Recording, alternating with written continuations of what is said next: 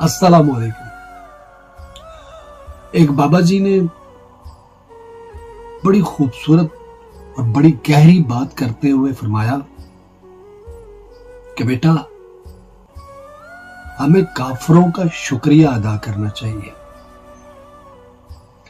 कि वो हमें मुसलमान समझते हैं।